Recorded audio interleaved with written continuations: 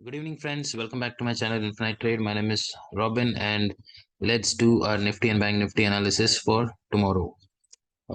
साथ ही साथ थोड़ा सा डिस्कस कर लेंगे कि बड़े टाइम फ्रेम पे निफ्टी बैंक निफ्टी कैसे दिख रहा है। फ्राइडे को आपने देखा होगा निफ्टी बैंक निफ्टी दोनों में भी एक स्ट्रॉन्ग और बड़ी अपसाइड मूव एक आई थी।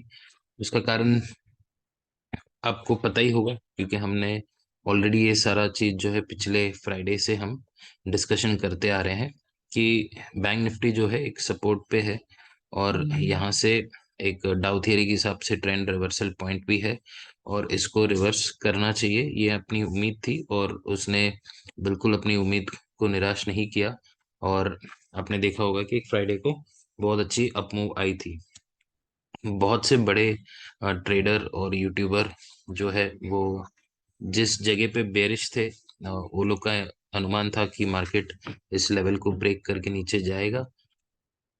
बट हमने इस चीज को पहले ही समझ गए थे कि नीचे ब्रेक नहीं करेगा।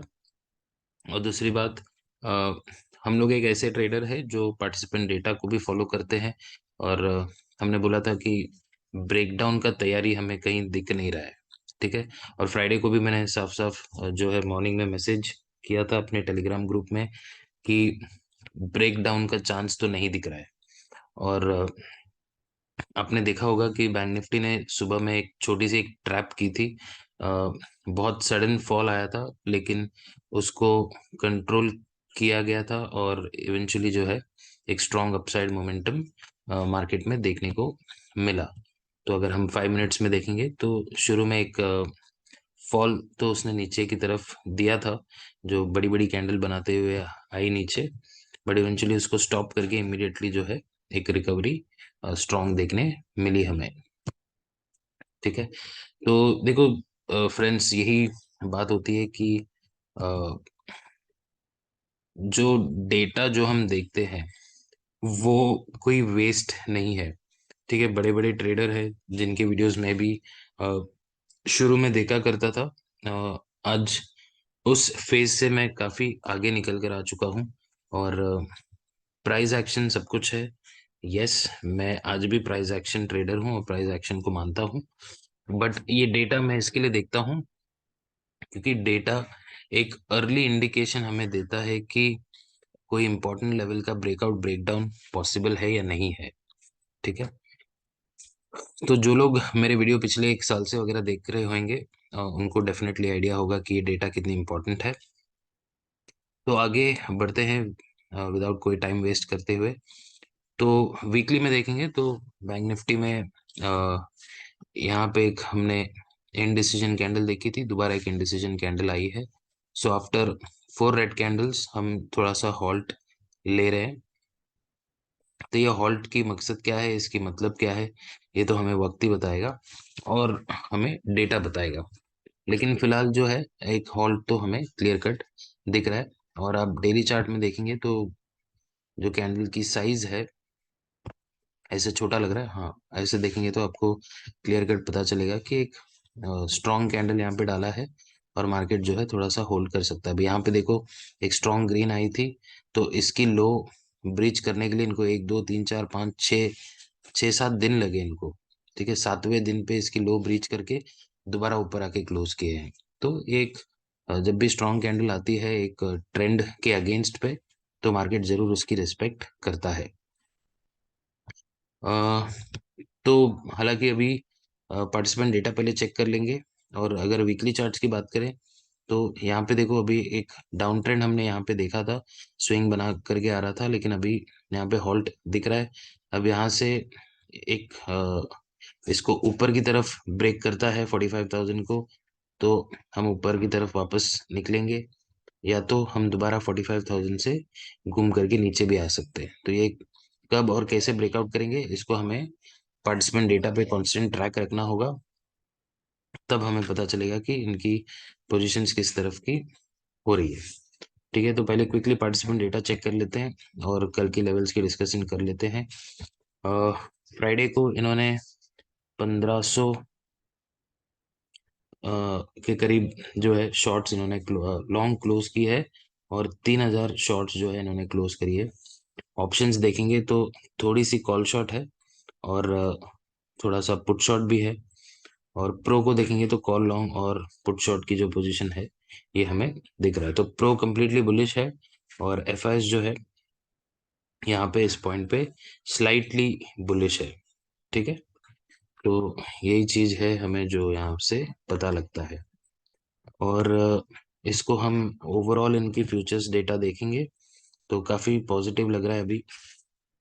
जहाँ पे देखो हम 32,000 नेकेड शॉट, 24,000 नेकेड शॉट, 16,000, 17,000 से डायरेक्टली चेंज होकर के अभी 8,000 और 9,500 फ्यूचर लॉन्ग जो है वो अभी नेकेड है।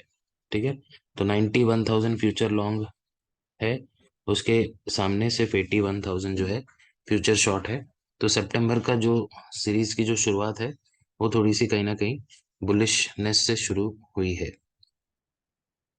अभी हम लोग आ जाते हैं अपने इंट्राडे टाइम फ्रेम पे, लाइंस एक्टिवेट कर लेंगे। तो इसको अगर आप छोटे टाइम फ्रेम पे देखेंगे तो देखो, एक तो मैंने 15 मिनट्स में यहाँ पे एक ट्रेंड लाइन बनाया है।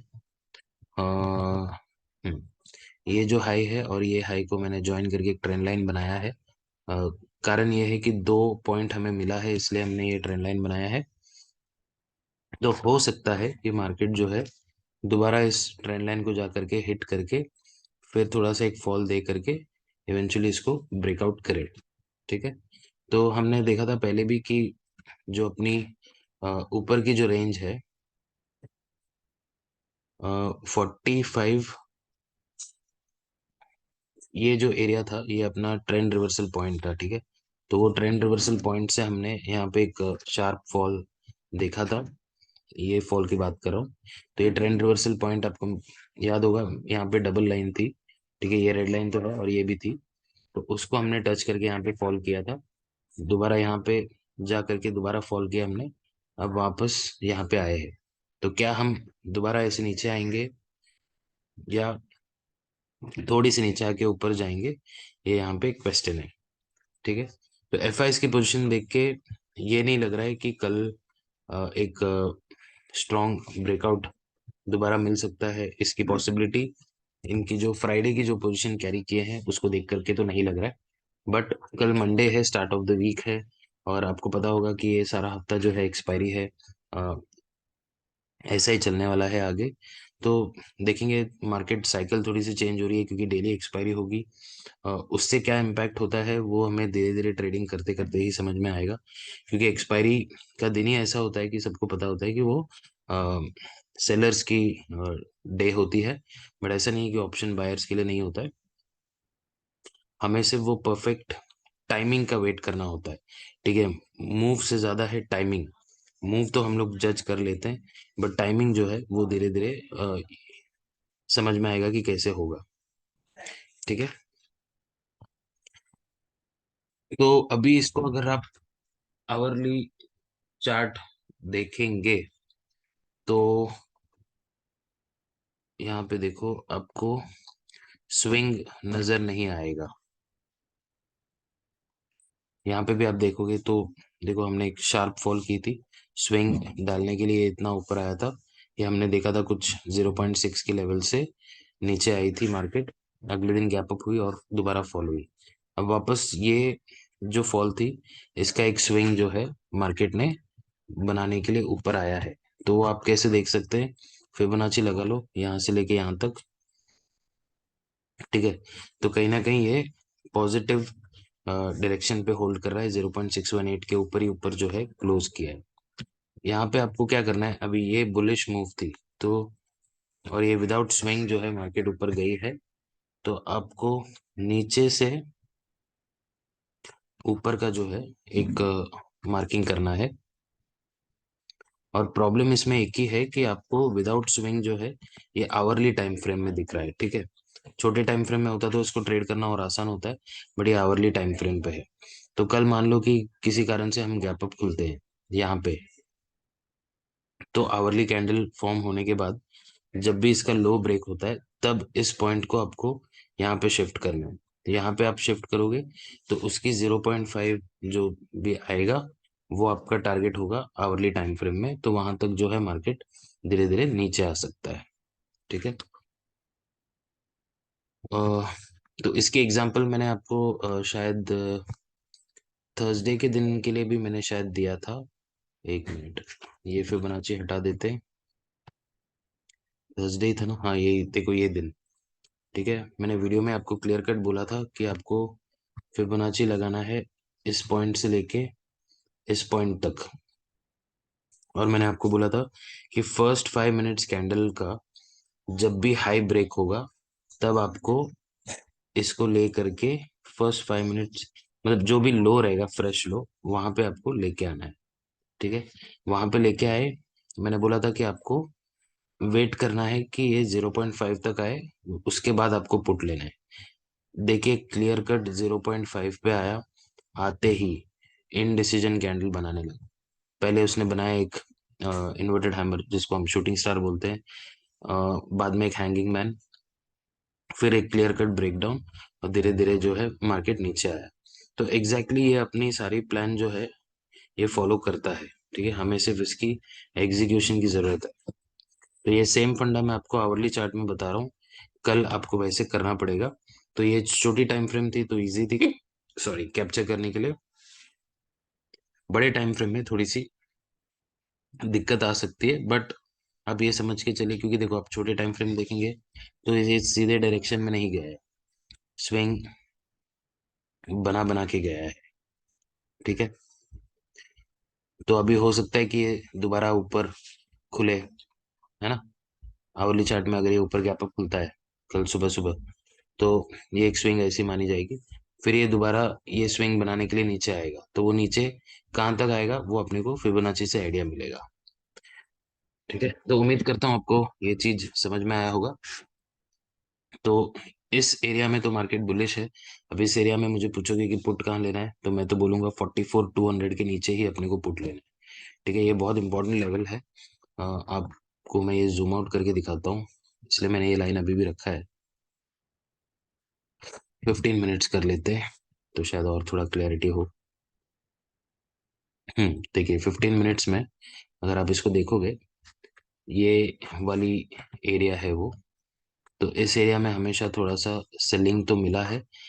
हमने इस एरिया के ऊपर पॉजिटिव क्लोज किया है, तो कल किसी भी कारण में 44,200 के नीचे गैप डाउन खुलता है तो आंख बंद करके आपको पुट लेना है। ठीक है, तो आंख बंद करके पुट मतलब इसकी लो जब ब्रेक होती है तभी लेंगे, नहीं तो पता चला कि ये इसका हाई ब्रेक करता हुआ जा रहा है और आप पुट ऐड करते हुए जा रहे हैं। ठीक है, अगर हाई ब्रेक कर रहा है तो भी हम पुट लेंगे इस एरिया पे आके। तो यहाँ पे पुट, इसके नीचे पुट, और एकदम बड़ी गैप अप खुलती है तभी भी आप 5 मिनट्स की कैंडल के लो ब्रेक होते हुए आप पी ले सकते हो। लेकिन यहाँ पे मेन कॉन्फर्मेशन है आवरली चार्ट। सो उम्मीद करता हूँ ये क्लियर है।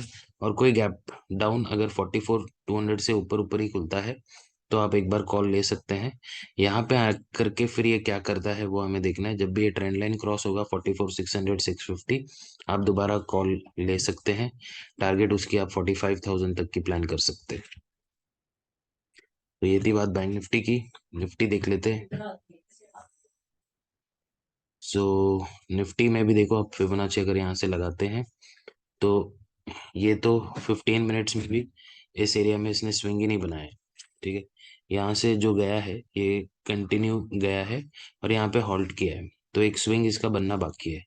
कल अगर ये गैप अप खुलता है तो आपको मालूम है आप इसमें तो 5 मिनट्स के ब्रेकडाउन पे भी पी ले सकते हो। सिर्फ ये है कि जैसा ब्रेकडाउन होता है इस लाइन को ऊपर शिफ्ट कर दो, मतलब लो ये रहेगा ये पॉइंट, और इसका अपर जो फिबोनाची की पॉइंट है ऊपर शिफ्ट कर दो, उसकी 0.5 जो है वो आपकी टारगेट होगी। ठीक है, अभी इसकी 0.5 19,340 के आसपास आ रहा है। हो सकता है कि यहाँ पे खुले तो इसकी 19,400 के पास हो, तो भी आपको 120 पॉइंट की जो है गिरावट देखने मिल सकता है। सो ये एक हो गई प्लान। और इसमें अगर ये गैप डाउन खुलता है 19,350 के नीचे, ठीक है, बिलो 19,350 आपको पुट प्लान करना है। ठीक है, गैप डाउन खुले तो और गैप अप खुले तो 5 मिनट्स के ब्रेकडाउन पे पी प्लान करना है। ये तो हमारा बात क्लियर है। और कोई भी गैप डाउन 19360 के ऊपर ऊपर अगर खुलता है तो यहाँ पे कॉल लेना बनता है, एक टारगेट 19470 तक। एक्चुअली ये निफ्टी जो बुलिश होगा 19470 के ऊपर होगा। कल अगर फ्लैट खुल के इसको ब्रेकआउट करता है तो ये एक पोल फ्लैग की ब्रेकआउट जैसी दिखेगी। 470 के ऊपर आप कॉल बाय कर सकते हो। अगली टारगेट 19564 और 634। तो ये लेवल्स मार्क करके रखिएगा, ये काफी इंपॉर्टेंट है। सो यही प्लान है कल निफ्टी बैंक निफ्टी के लिए। उम्मीद करता हूँ आप लोग को समझ में आया होगा। आपको मैंने नॉलेज इन्फॉर्मेशन भी शेयर किया है कि फिबोनाची कैसे यूज कर सकते हैं, उसको यूज डेफिनेटली करिएगा क्योंकि बहुत अच्छा टारगेट और एंट्री देता है। और वीडियो को शेयर और लाइक करना ना भूलिए। सब्सक्राइब कर करने के लिए आप अपने फ्रेंड्स को भी कहिए। मिलते हैं एक और नए वीडियो में। Till then take care, bye bye.